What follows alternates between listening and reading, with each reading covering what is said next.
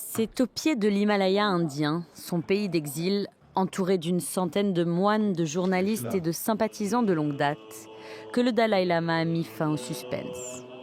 S'il a parfois laissé entendre qu'il pourrait être le dernier, le lauréat du prix Nobel de la paix a finalement cédé à la volonté populaire, la majorité des Tibétains étant favorable à la poursuite du cycle de la réincarnation.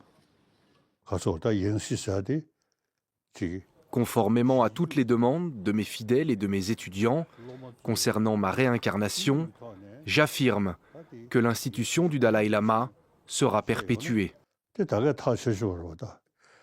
Personne d'autre n'a le pouvoir d'interférer dans ce processus de réincarnation.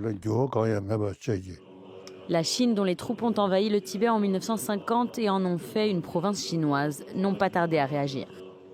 Le gouvernement chinois met en œuvre une politique de liberté de croyance religieuse. Nous avons des règlements sur les affaires religieuses et des mesures de gestion. La réincarnation de grandes figures bouddhistes comme le Dalai Lama et le Panchen Lama doit être désignée par tirage au sort via l'urne d'or et ensuite approuvée par le gouvernement central. Une idée déjà écartée à plusieurs reprises par l'actuel chef spirituel et par toute la communauté tibétaine. En 2011, le Dalai Lama avait renoncé au pouvoir politique, confié à un Premier ministre et à un gouvernement en exil élu par la diaspora.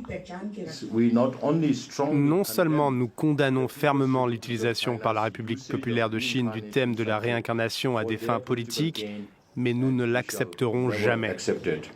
Les festivités organisées pour le Dalai Lama se poursuivent jusqu'à dimanche, jour de son 90e anniversaire.